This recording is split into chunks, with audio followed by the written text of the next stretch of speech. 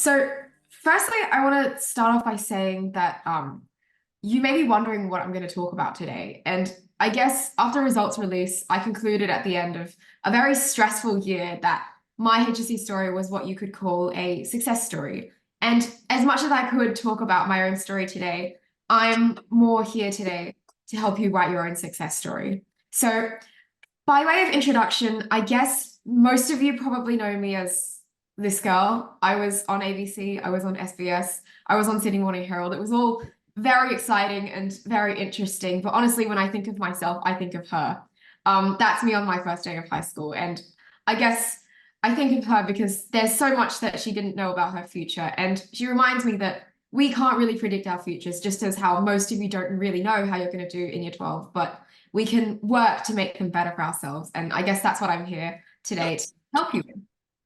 Okay, so here are some things I'm going to be going over today. As Minnie introduced, I will be talking about surviving the HSC, which I guess a lot of people are wondering how to do, and then taking that one step further, thriving in the HSC, and also, I guess, English, just because English is definitely something that I found very difficult. So wanted to share my experience on that as well.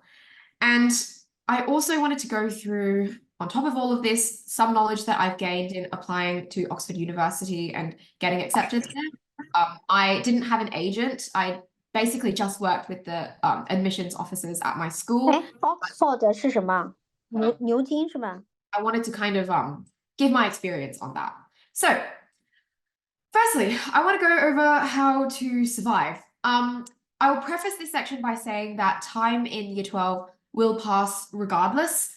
8 months from now, if you are currently in year 12, 8 months will pass whether or not you like it, and whether or not you like it, the final exam is going to be at your doorstep.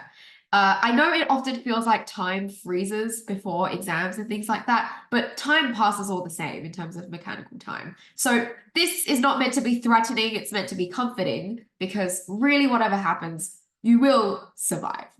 However, on to the first point. So I'd first kind of like to cover what differentiates the top, middle, and I guess bottom half of the students. People like to talk about abstract concepts like IQ, perseverance, grit, natural intelligence, that kind of thing. Yeah, sorry, just checking the chat. But I think the key difference is really two concrete things. So I really think it comes down to how students use their time and energy. So a top student will know how to optimize their reserves of both time and energy, which means getting rid of any energy vacuums. So what I mean by energy vacuums are things that kind of take up your energy, both your physical energy and I guess also just how much time you have to spend on paying attention to things. So this means cutting out anything that like doesn't serve you energetically. And what I mean by that is, for example, if there's, I guess, toxic friends in your life or there's drama or stuff like that, in year 12 is like not the time for that. You know, you've got to cut out anything which either isn't helping you release stress or helping you improve your results. So I really think everything I did in year 12 came down to just these two things. I was either studying or I was like, I guess, trying my best to like get rid of any stress that had accumulated. So I really want to emphasize that this does not mean dedicating all your time to studying, because even though that might be optimizing your time, you're not optimizing your energy. So you have these things are equally important. You can't just like pull all-nighters every single day. That's really, really bad for your energy. You're not going to be able to focus in class. You're not going to be able to focus during the day. You're going to have to take a nap. So honestly, at the end of the day, pulling all-nighters doesn't really optimize your time either. So you have to know how to kind of portion your time into working hard and also, I guess, taking a break when you need it. So one thing I will talk about in a little bit more depth is how attitude is what will naturally dictate how you use your time and energy. So I guess a top student knows better how to use their time because they prioritize studying, or they're ambitious, or they've got an attitude that causes them to work hard. But if you've got a student who doesn't particularly care about their studies, then their attitude will dictate that they don't spend that much of their time on studying and things like that. So attitude is the hidden force that dictates everything we do. I reckon regulating your attitude is almost as important as doing the work in and of itself. So I've talked quite a bit about time, and I guess this part is what a lot of people have actually come here to listen to. Everyone talks about portioning your time correctly. There's lots of fancy apps that sync your timetables. There's even like AI planners. Like you can use ChatGPT to like write you a timetable or something. Honestly, in my experience, my opinion, simple is better. I plan with Google Sheets. My parents, they love spreadsheets, and I stuck to that system for a whole year. I had about like a spreadsheet with 500 rows of just straight timetabling by the end of the HSC year. And I guess this is the method that I like because it allows you to deal with your usuals and your variables. So you can see these, the text that I've written in these boxes, those are my usuals, which is just, I guess, all the classes I have. I also extended this to what I did after school and things like that, but I blocked out the things that I had every week that wouldn't change. And then in the pink boxes, those are my variable amounts of time. So this is just different things that I do depending on where I was in the term. So would I be using this to revise? Would I be doing past papers? That sort of thing. So I think it's really important to block out your variables because you can see all the amount of time you have on that you can spend towards studying and things like that. I think finding your own timetabling system shouldn't be complicated, or it shouldn't take a lot of time. You shouldn't be having to set up lots of fancy things because that honestly doesn't contribute to your productivity. Honestly, in my opinion, Google Sheets is infallible. Google Sheets is like versatile, and it's also just very easy to use. My uni timetable is also a spreadsheet, so I've carried this habit kind of over into my uni life as well. So it's really important that you know exactly how you're using your time, because I guess if you're not portioning how you use your time, it's not going to be as effective as you want it to be. So here is something that I kind of came up on my own, although it's also kind of a generic concept, as all of the surviving tips tend to be. The earlier, the harder, the better. So what I mean by this is the earlier before an exam, the harder it is to bring yourself to prepare. So a lot of the time, no one will prepare in like, let's say, I guess like week 3, week 4. I guarantee you about like 80% of your cohort will start studying in what I like to call Hell Week, which is the week right before an exam, where you see everyone in the common room and they're all freaking out and they're all studying and cramming and the environment is just so tense. I'm sure you know what I'm talking about if you've been in an assessment block before. This is because urgency creates a spike of productivity. So cramming is popular because towards closer to the date of the actual exam, you feel as if your actions are going to impact your immediate future. No one wants to panic in an exam, so they suddenly become productive so that they're like, oh, I don't want to like completely flunk this exam. But when you're in the earlier stages of preparation, when you're in like week 2 or week 3, you don't feel the need to prepare that much because it doesn't impact your immediate future. Well, not your immediate future. So I guess that's to say it's harder to prepare earlier in the term. You just don't have that motivation for it most of the time. However, the earlier the better, as everyone probably knows. The more early you start preparing, I guess, the more preparation you get in. But what I think is an even more powerful benefit of preparing early is that you already feel confident and you already feel grounded. You don't feel like you're part of the rest of, you know, the collective panic in your year group. You feel like, okay, I've done my preparation. I've prepared sufficiently. I feel good. So honestly, early preparation, of course, it does wonders for getting extra content into your head. But to me, the most important part of it is bringing you a sense of calmness. And honestly, calmness is one of the most important things when it comes to exams. I know a lot of people think if you're panicked or you're like really high strung, you'll get more things done. But when you're in that actual exam room, there are so many things that can cause you to just snap one way and I guess have a panic attack in the exam room. So keeping your composure in the actual exam is one of the most important things. Delivery is so important, and early preparation, distancing yourself from the kind of collective panic during Hell Week, that will help you keep composure during your exams in the actual exam room as well. Okay, so that's kind of the generic advice over. That's essentially stuff that you've probably heard elsewhere. I want to talk a little bit more specifically on how to thrive. So this is what you're probably here for. We're going to go the next step towards succeeding and doing your personal best in exams. So to preface this section, I want to start off by introducing something a little bit more abstract, which is the way that you should think about how your results in year 12 come about, I guess. The attitude that I always had was, how far can I go? I think that the concept of potential can be quite limiting at times. You know, some people think I've already fulfilled my potential, I've already done what I can.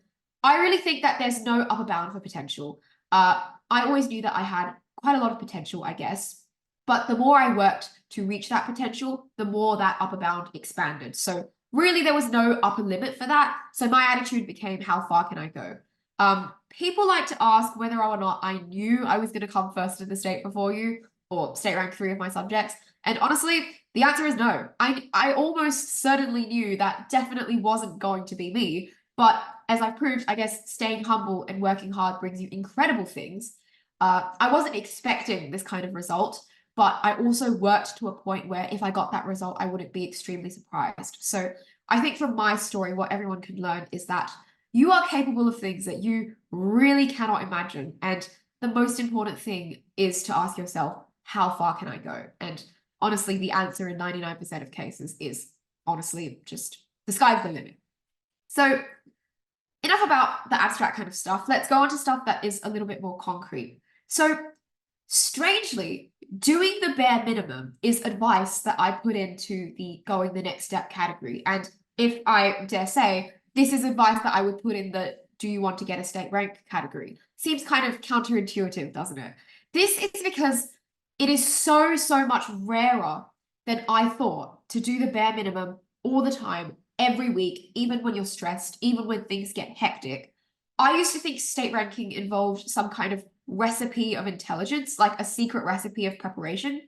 But in my experience, I realized what really gets you to the top of the state or to the top of your school or wherever you're aiming for, what gets you there is being consistent and doing what you need to do every day, every week, all the time. So even if you're tired, even if you're not in the mood, you have to discipline yourself and bring yourself to do the things that are the bare minimum. So homework, assignments, worksheets, turning up to class, all of that. That is all so important. I remember when I would sometimes go to some of my external classes during assessment week, 90% of the class wasn't even there. It was just me and probably like 3 other people. Everyone else just decided to skip because it was assessment week, they were stressed. You know, the list of excuses could go on forever. 90% of the population is not going to do the bare minimum. That's why I put this advice in the category for thriving, in the category of going the next step. So most people will stop showing up to coaching, skip homework, do all that kind of stuff when they're stressed. For me, I turned up every week. I submitted my homework every week. And honestly, every time I did that, I asked myself, why am I doing this? Why am I bothering to do this? Everyone does this. This doesn't put me ahead of anyone. It puts you ahead of everyone. Doing what you have to do every week will put you ahead of so many people who will tend to make excuses for themselves. So that being said, results are accumulated over time. So you're not going to study intensely for a week on one subject and suddenly have your results spike up by 200%. No, improvement comes through consistency, through routine work. And how you do that is you fulfill the bare minimum and go the step beyond, of course. Don't just do what you have to do, but doing what you have to do is the first step. Doing that every week, that is what gets you to where you want to be. I don't think it was any magical period of time that got me to the top of the state. It was doing what I had to do every day. It's about the everyday. And that's what I think about when I got up on that stage, collected my awards and things like that. I didn't think of that one moment in the exam room. I thought about every single day for the past year and how much time I'd put in accumulatively to getting the result that I got to. So, like I said, it's not about what you do the hour before the exam. It's what you do every single time you sit down to study. Okay, this is a tip that I don't see communicated very often, but I think knowing what a model response looks like is extremely useful. This is a strategy that I began to use in chemistry due to its very highly rubric dependent nature. People, chemistry markers are very picky a lot of the time, especially within schools, because they're finding ways to differentiate people. They will dock marks on pretty much literally anything if your response isn't perfect. This is where this technique comes in handy. Knowing what a model response looks like can push you one step further and kind of show you the route to getting full marks in a response. even if getting full marks is not your aim, it will put you on the route to improvement if you know what a good response or a perfect response looks like. So I'm going to start off by saying that if you do chemistry or if you do bio or any of the science subjects, the sample answers on NESA, the ones that they put under the questions as the answers in the past papers, the past HSC papers, those are not full mark responses. A lot of people don't actually know this. The sample answers from NESA serve the purpose to the markers to show them an example of what a student could possibly write. It's not necessarily a 4 out of 4. It's not necessarily a 100% response. It's just an indication to the marker to tell them kind of what a student could possibly produce. So those are not your model responses, in my opinion. So what I think is most important about knowing what a model response looks like is no one's going to hand it to you on a silver plate. You're not going to Google model response for chemistry, band 6 response for chemistry. It's not going to come to you like that. You have to work in creating your own model responses. I think everyone's brain works very differently analytically. So reading what someone else thinks is a model response, reading what someone else thinks is perfect logic and perfect structure might not click in your own head. So you have to write your own model responses. And how do you know that they're model? Well, you hand them up for feedback. You ask a source of feedback, your school teacher, tutor, anything like that. Get a handle on kind of the general standards, because you need to know kind of where you stand in the rubric and the marking guideline. So creating model responses is firstly obviously good practice, because you're getting to write more responses, writing more, practicing more. That's always better for you. And also because you've got a good handle on kind of what can get the 4 out of 4. I think it's especially useful to ask your school teacher, because in this stage, because currently we're not at the external stage right now, we're still in the internal stage. Currently, the most important thing to your success is knowing what your teacher's marking standards are, because let's face it, a lot of the time we're just trying to check boxes and go the extra mile, and you need to do good in the eyes of your teacher, in the eyes of your school marker. So if your teacher is kind enough to lend you a helping hand and read some of your responses, that's always lovely. Okay, this is something that people find a little bit strange, the concept of model responses for mathematics.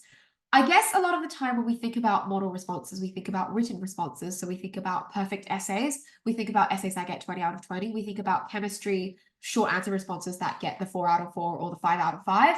But mathematics doesn't strike people as something that you need a model response for. This is because I guess a lot of people think you can get the full marks in a mathematics response just by getting the correct answer or just by proving the thing correctly. In my experience, this has not been true. My school's mathematics exams, because I went to Pymble Ladies College, the questions tended to be of mid-range difficulty, not extreme difficulty, maybe like mid to high range difficulty towards the end when we were doing proofs. So there were a lot of girls in my grade who were exceptional at mathematics, and the only way they could differentiate us was by our setting out. So in a lot of schools where you have, I guess, more than 3 really exceptional students, they will mark really harshly on the working. So what that means is if you want to get the full marks, even on a maths response, you have to apply this model response kind of logic. You need to make your response look like a marking guideline response. My attitude in mathematics was not just get the right answer, prove the thing, move on. My attitude was always make your answer, the thing you're writing on the paper, make it look like someone could mark off of your answer. Make it perfect, make it look like an exemplar. That was my attitude. And that didn't only help with me writing out all the intricacies and getting marks for things that other people were losing marks on. It also helped me with my carelessness. So I guess what a lot of people don't know is that in junior high school, my mathematical ability was obviously great, but I just couldn't get the marks to reflect that. I was constantly dropping marks on silly mistakes, dropping marks on not writing lines of working. I did that left and right, and honestly, at the end of the day, my final mark just didn't reflect my ability at all. And this, I find, is a really common mistake. I've been on forums and things. People always like to ask, how do I stop being careless? I reckon mechanical practice, as everyone says, is a big part of it. But another big part of it is when you're delivering in the actual exam room, you have to get into the mindset of it's not just about the answer. It's not just about the proof. It's about every single line you write. When you use Pythagoras' theorem, write in brackets, by Pythagoras' theorem. When you're quoting the quadratic formula, write in brackets, quadratic formula. It's little tiny things like that. People think I'm so pedantic for this, but this is the kind of stuff that people lose marks on. And honestly, if you're writing out precisely what you're doing every step of the way, it's much, much easier to kind of track your working. If you get a dodgy looking answer at the end, you can go back, look at every single step, see where you got wrong, and you can track your own thought process as well. So I think this model response philosophy is not just for humanities and science subjects, it is also very relevant for mathematics. Okay, so this is something that I really highly advocate, creating a question bank, and I've seen so many other high achievers advocate for this as well.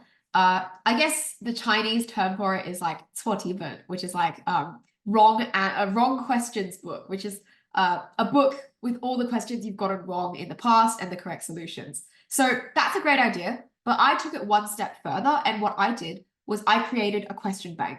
So I had a OneNote set up basically, and I love OneNote because it's got infinite pages. You can make tabs and sub-tabs. I love that kind of stuff.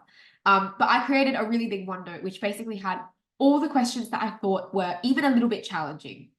I put them in my question bank. So I got these questions from places like the internet, THSC, past papers. And the reason I created a question bank was because it helped me see the bigger picture of all the preparation that I've done.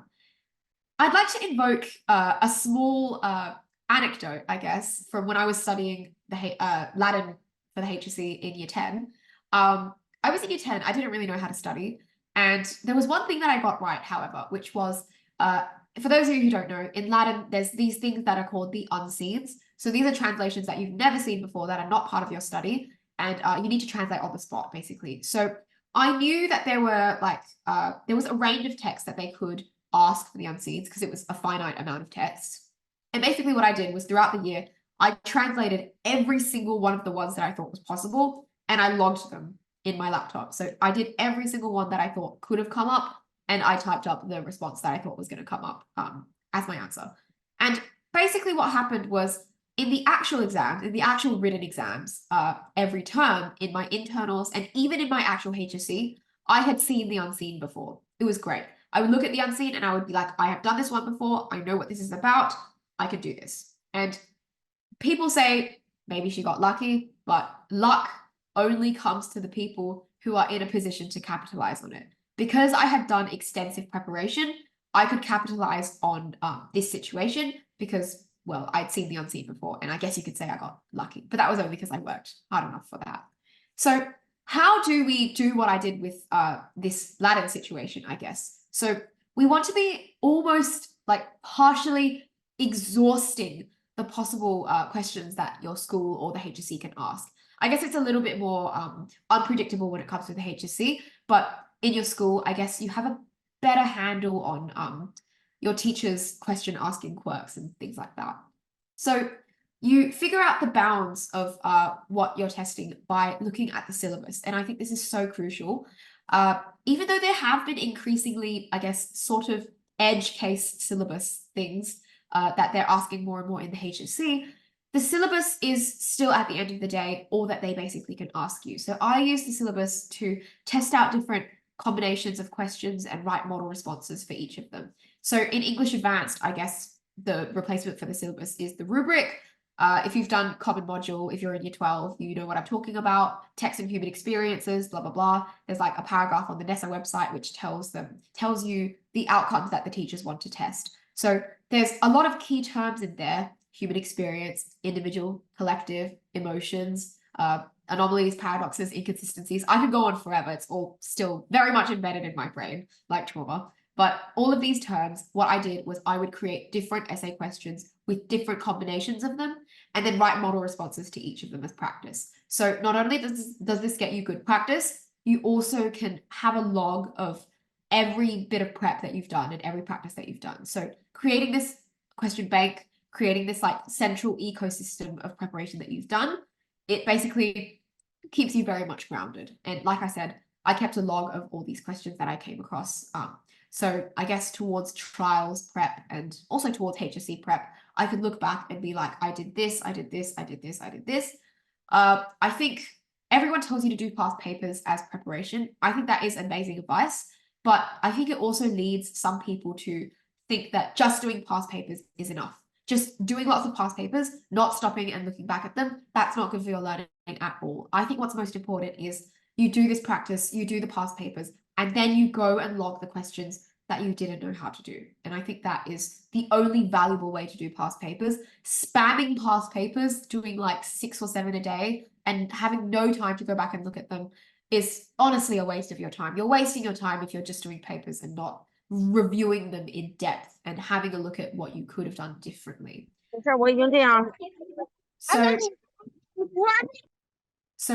sorry about that. What's important is also you've created a question bank. This is not for you to memorize all the responses that you've done. This is for you to build confidence. So if you get a question in the actual exam, which is outside the question bank, don't panic. You haven't made an exhaustive list of questions. You've just kind of shown yourself, this is the preparation I've done. I can believe in myself.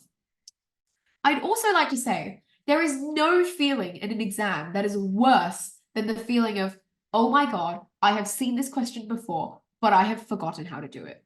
And having a question bank can eliminate a lot of that stress. It's good to log and I guess get to the nitty-gritty of every question that you don't know how to do. That is one of the best ways to, I guess, grow and expand your depth of knowledge, I guess, on the subject. So before I get on to English, I'd like to show everyone a visual, which was very useful to when I was in high school. I had a habit of stressing too much and thinking that, oh, even if it's too much, that's okay because I've worked enough. But too much stress is really bad for you, not only for your health. My health definitely suffered a bit of a hit from all that stress, but too much stress also immobilizes you. You don't know what to do when you're really stressed. You kind of just have a freeze response. You can also become disorganized.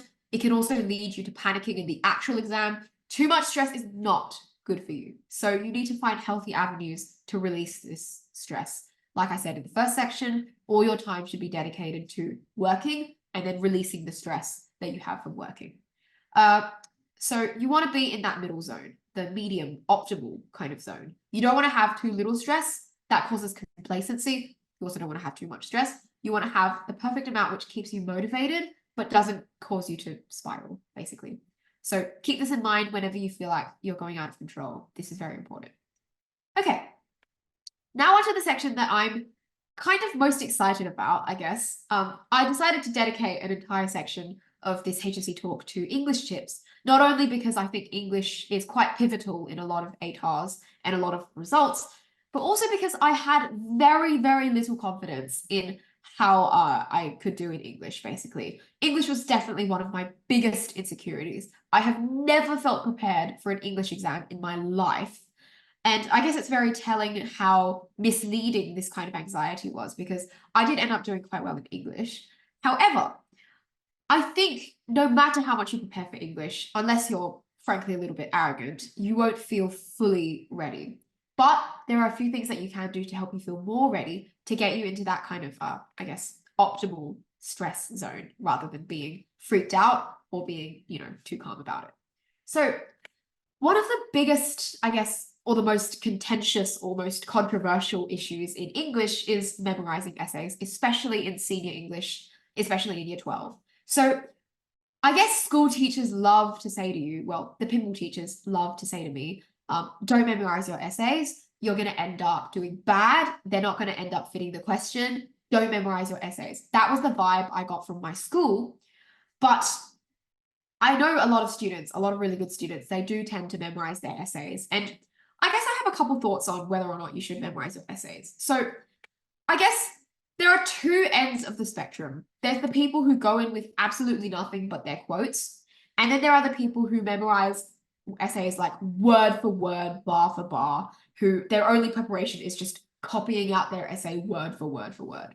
So firstly, I'd like to start off by saying you only have 40 minutes per essay in English Advanced. So that's like 40 minutes every 1,000 words. That sounds ridiculous, I know.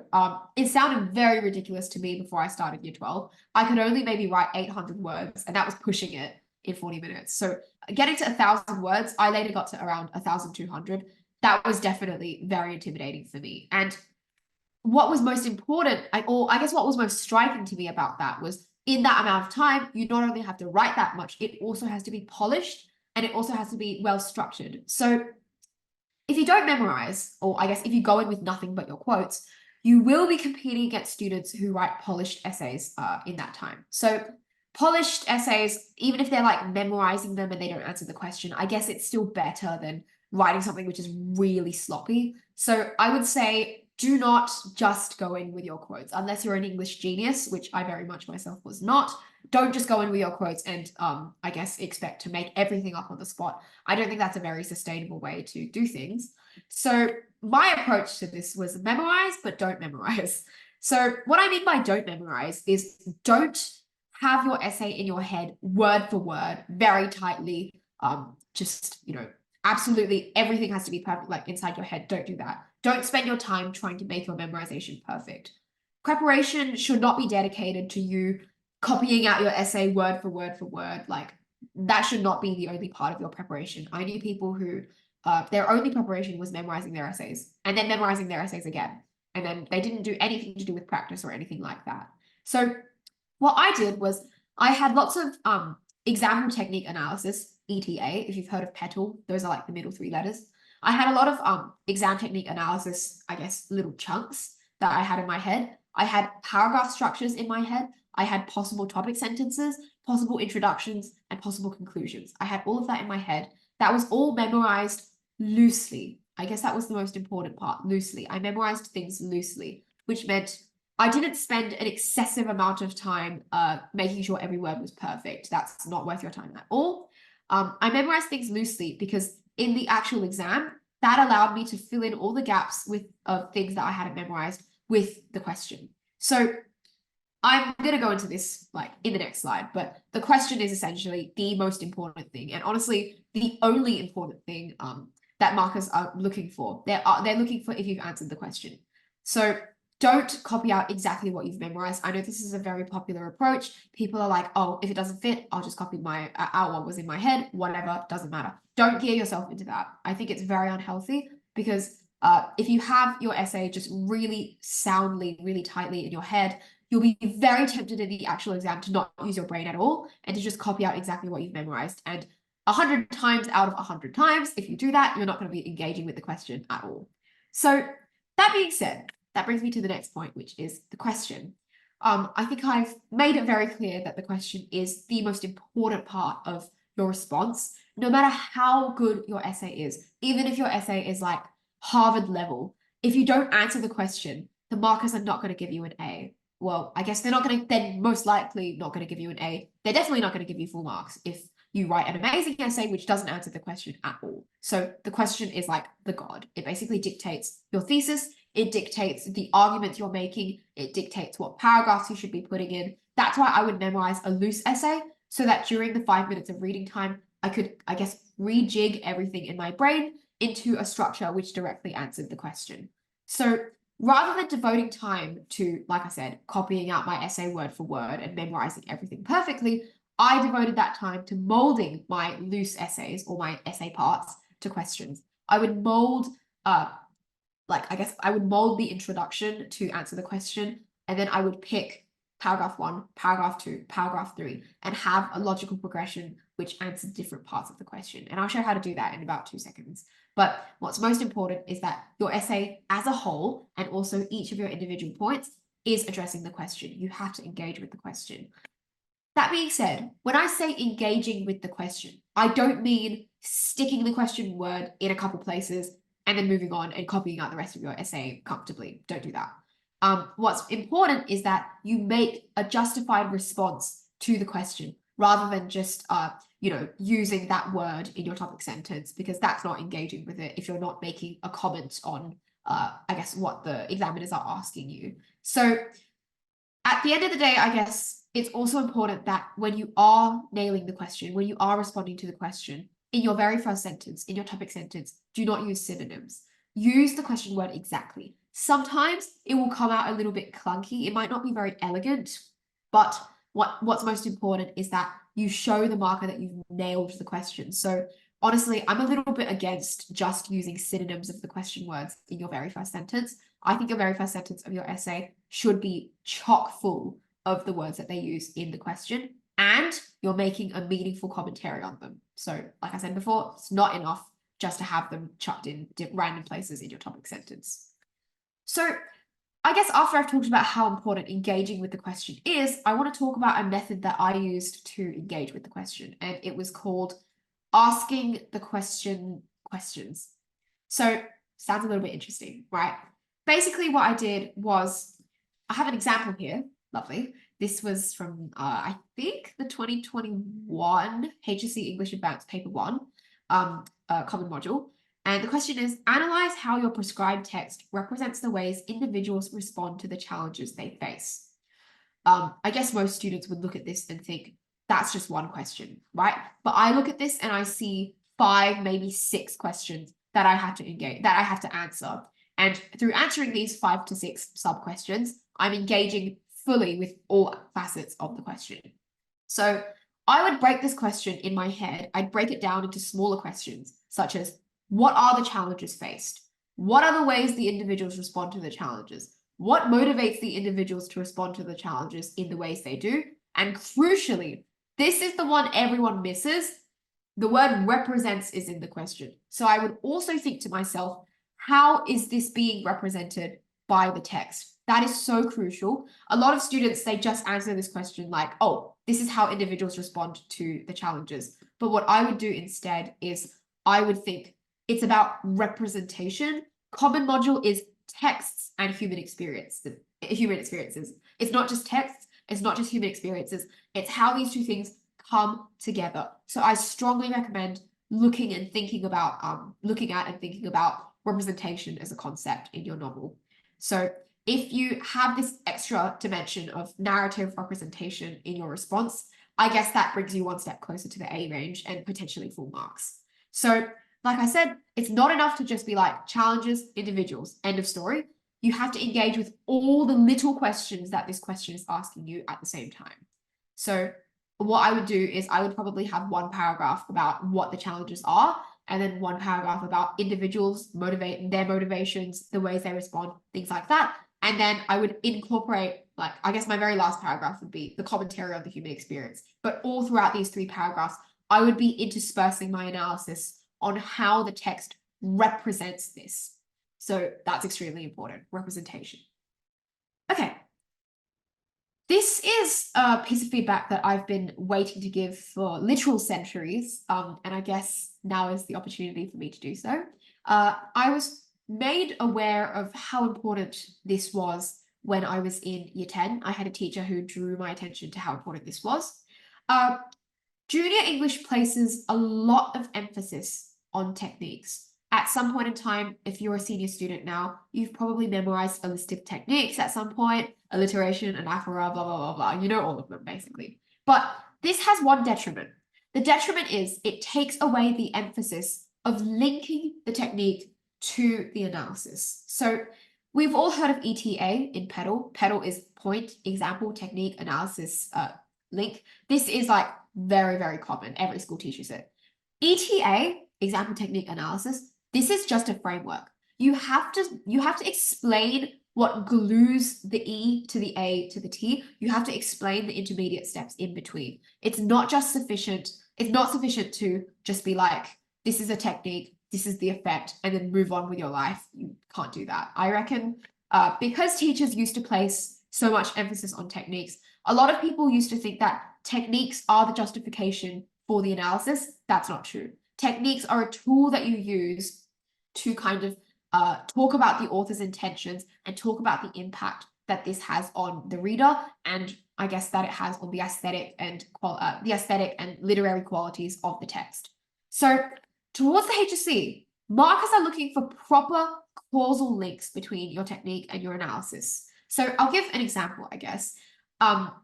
Junior English would be completely okay with you saying something like, the author has used this metaphor in this quote, which has this effect. Junior English would be completely okay with you saying that. But senior English wants you to be like, this technique was used, and then this technique has this implication, this connotation. It gives off this like atmosphere or tone. This is the impact that it has on the reader. This is the correlation it has to something else. And therefore, this is the effect that the author intended it to have. So I guess if you're talking about a simile, I guess the one that I can think of off the top of my head right now is George Orwell in 1984 talking about how the people jumping up and down in the 2 minutes hate was like an electric current. And this hatred that flowed through everyone was like an electric current. So I guess if I was in junior English, I would be like, the simile of an electric current to hatred shows how quickly hatred spreads. That would be what I would say if it was junior English, just straight up technique, effect, and then move on with my life. In senior English, what I would prefer to say is something like the connotations of the infectious nature of an electric current, as specified in the simile, demonstrate how the spread of hate is inevitable among the individuals, or something like that. So I'm talking about connotation. Why you want to ask yourself when you're analyzing a technique, why didn't the author just say this in plain English? George Orwell could have fully just said, hate spreads very fast. Why did he decide to compare it to an electric current? Because it intensifies the infectious nature. That's what it does, I guess, to what he's trying to convey. So when you're looking for this kind of causal glue between your example, your technique, and your analysis, you want to ask yourself, why didn't the author just say this in simple English? Why did they have to use a technique? So it goes back to authorial purpose. If you don't put this causal glue in, if you don't say how you got from the technique to the effect, it's very likely that you'll be put in the B range, because really, I'm very lucky that my teacher in year 10 made me aware of how important this causal link and this causal glue was. But this cause and effect thing, the HSC markers will 110% be on the lookout for it, especially in section 1, which is the short answer comprehension section of paper 1 in English Advanced. Basically, your technique hunting and forming an argument on the spot. You can't just say X technique has Y effect. You have to go through the causal link from how to get from X to Y, I guess. Okay, I hope that makes sense.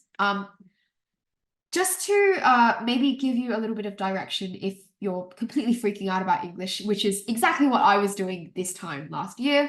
Here is, I guess, a recommended, or my preparation sequence, which may or may not be recommended for you, but find out what English prep sequence suits you the best. So year 11 is the perfect time to find out what preparation sequence suits you the best.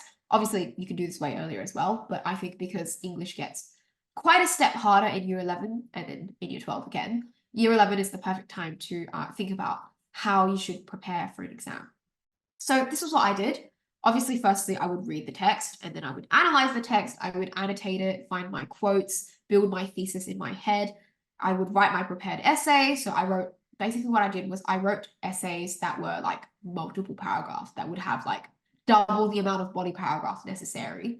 And I would commit them to memory loosely. So I memorized loosely, memorizing material. I would just read over it a couple times, commit it to memory.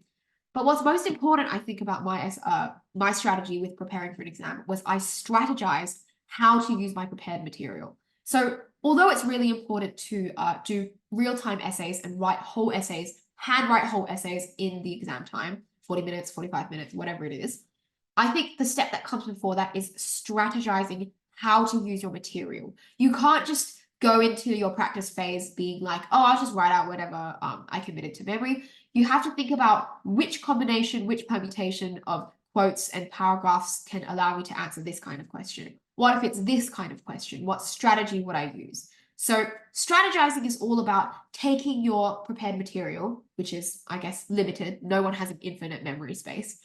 You take your finite amount of prepared material and you strategize how to differently arrange and differently combine the things that you've memorized to answer new things and put yourself in new situations, I guess. So then you move on to practicing in real time with real exam questions, rubric terms, that kind of thing. And I reckon the last step is honestly the most painful for your hand and for your mind.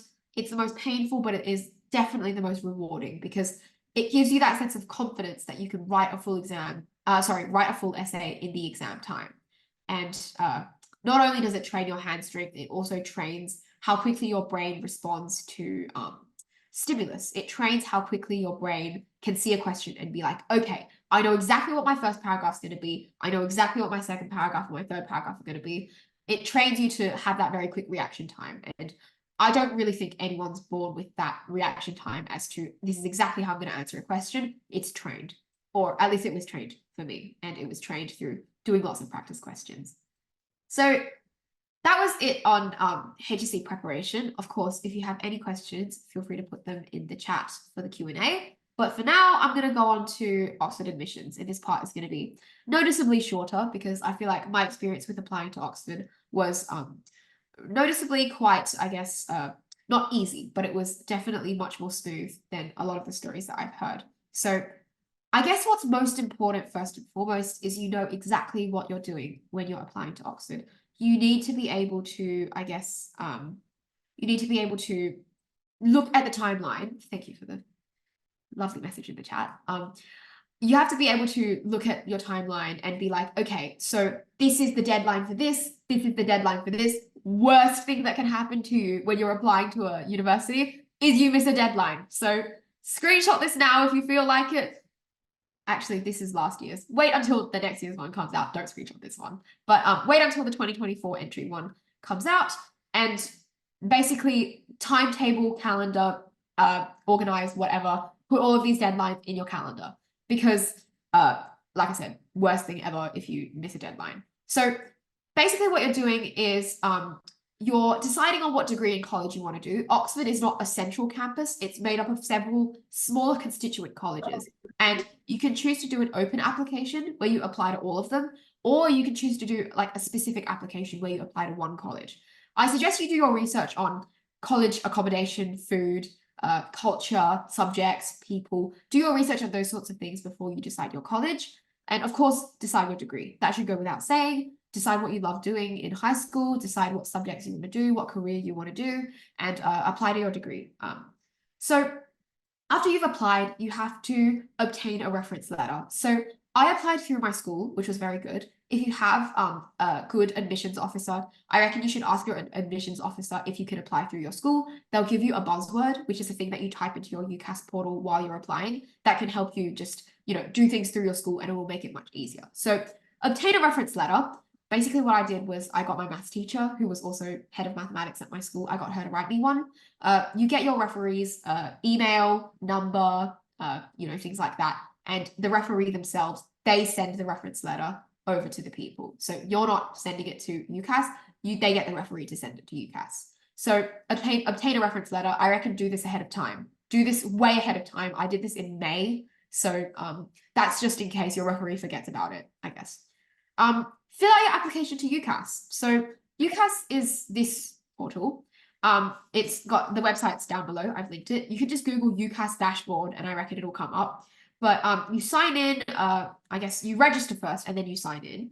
And this is the portal where you'll be doing all your applying. You'll fill out your application. You have to talk about citizenship, medical stuff, birthday, that kind of stuff. So it's just bureaucracy, I guess. And then you submit your application. Don't do this as soon as you've finished writing everything. Submit through your school if you can. If you submit through your school, it will take a lot of burden, I guess, off of you, which is good. But fill out your application, write your personal statement. That is part of the UCAS portal. You'll have to write a personal statement.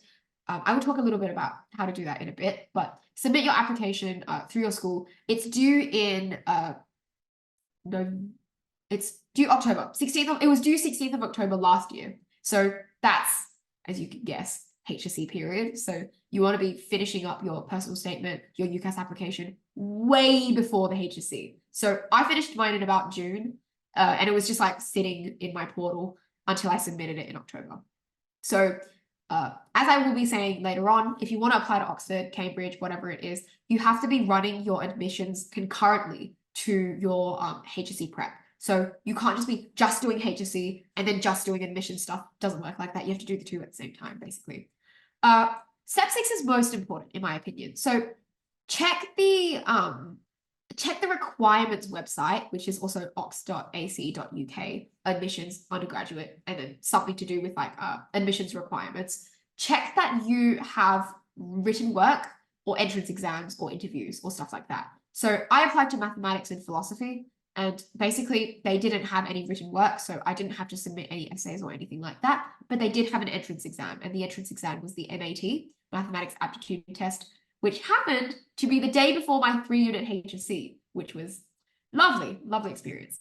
I'm kidding, of course, but submit written work and entrance exams, and the due date for most of these will be around November. So as you could probably guess, also HSC period, you want to be finishing up written work and entrance exams way before they're due, because you're going to be super busy with HSC stuff later on in the year. So check the website if your desired degree has these sorts of things, because it's very important that you polish them and I guess you write them well. Our school had a very good admissions team, which helped me with, I guess, doing my personal statement and all of that. But for MAT prep, I was pretty much more or less on my own. I just did past papers. That was pretty much it. And then step 7 is interviews. My interviews were in December. So they were around December 11th, 12th, 13th, and 14th. I had 2 colleges that wanted me. I ended up getting into the college, which I didn't apply for at first, but they also wanted to interview me after they saw my application. So more than one college can offer to interview you. And often, a lot of the times I've read on the student forum and things like that, that some people, more often than not, they get admitted to the one that they didn't directly apply for, but another one, I guess. So interviews are very important. There's lots and lots of videos on YouTube for like practice interviews and I guess mock interviews on the internet. So I reckon watch them. They're fantastic material. And I guess they're the closest that you get to an actual like rehearsal interview later on. So I've already shown you, this is where you apply to Oxford through, you apply through UCAS. And if you want to do the MAT, I reckon, or any other admissions test, you should email your school's admissions officer, ask them if they're a registered school that can help you hold the exam, because the exam was held at my school, which was very convenient. So I guess this is slightly more important than all the technical / admin stuff, which is just, what do Oxford admissions people look for? So we had an Oxford admissions webinar. We had a representative from Oxford admissions team do a webinar at Pymble, and this is like word for word what he said that Oxford looks for. So as you can probably tell, they're very academically rigorous. They look for basically just study ability and an ability to think critically, an ability to solve problems. You need to love what you do as well. And what mainly differs Oxford from, I guess, the American unis that we're more familiar with application processes is Oxford doesn't really care if you're particularly well-rounded or you have a good personality. I remember very clearly in my interview, I logged on and the interviewer guy was basically just like, all right, shall we get started?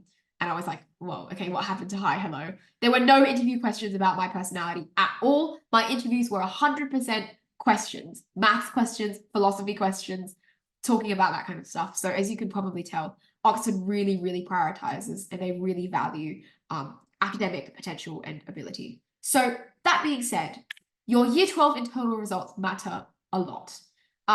Oxford admissions is due, like I said, around the HSC period. So your ATAR and your external results, they don't matter as much, in my opinion, as your internal results. They still matter because if you get a conditional offer, your ATAR will be taken into account.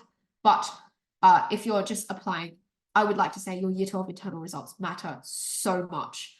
And if you don't get a conditional offer, if you just get a normal offer or no offer, I guess, only your ATAR estimate will matter. So your ATAR estimate is comprised of your year 12 internal results, and it's scaled against past cohorts. And I guess they use your internal results and they match you to the past cohorts and estimate what kind of ATAR you get. So if you're applying through your school, your ATAR estimate will be sent to UCAS through your school. But if you're not applying through your school, talk to your academic officer or I guess your academic principal at your school, obtain your ATAR estimate, get it approved, get it signed off of, and I guess send it through to UCAS. Very important that your internal results are good because, like I said, Oxford is very academically rigorous. That being said, sometimes they will consider your real ATAR as well. So if you get a conditional offer, which is basically, we will let you in as long as these things are true, your real ATAR will be considered. So I know someone who got a conditional offer and the bar for the ATAR was 99. So you had to get above 99 and then they would basically admit you. I think for some conditional offers, there's also other requirements, like you have to get a band 6 in some subject or other. Like, for example, you have to get a band 6 in like 4-unit. You have to get above a 99 ATAR. Like, there's more than one requirement. But I think for most of them, for a conditional offer, the bar would be around like 99. In the actual Oxford admissions webinar, if I remember correctly, I think the range of an acceptable ATAR would be about like 98.5 to 99.5. I think that was the range that the admissions officer specified. Of course, the more the better. If you can get above 99.5, excellent. Go for all you like.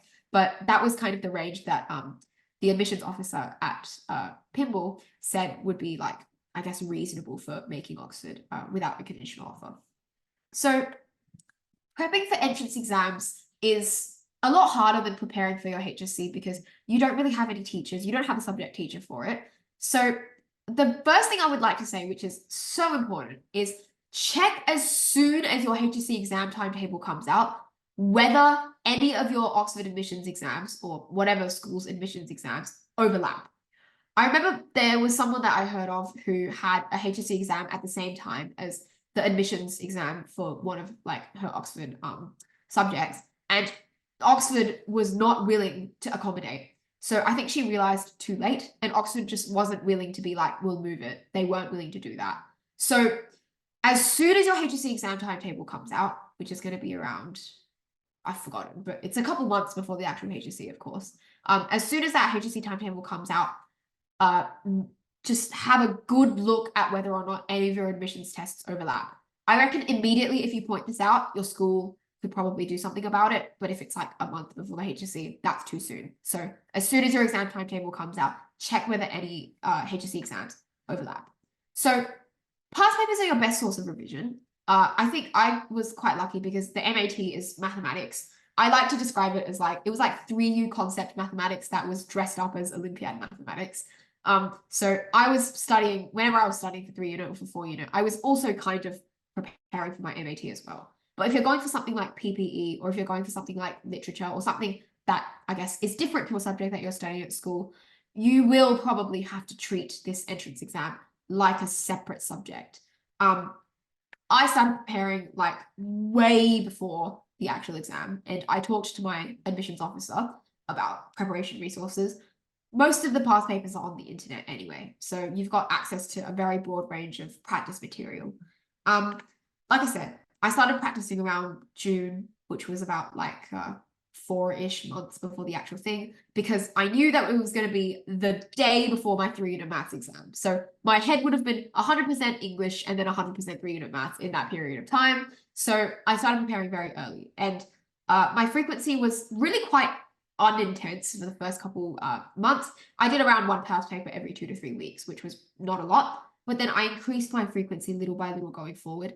And towards, I guess, my 3-unit exam, half of my preparation was MAT, half of my preparation was 3-unit, in that gap between the exam before my 3-unit and my 3-unit. So you want to increase your frequency. You can start off simple, just do a couple papers, get a feel for it, but you have to be consistently doing this. Like I mentioned before, consistency is key. So you will also have to balance your prep with the HSC. This is very important. Like I've mentioned before, your admissions deadline is around your HSC, and your head will be full of HSC and have very little space for university admissions and things like that. So I think what's most important is if you've decided that you want to go to Oxford, act on it now. Create your UCAS account now, talk to your school now, arrange, I don't know, I arranged like twice a term meetings with my admissions officers.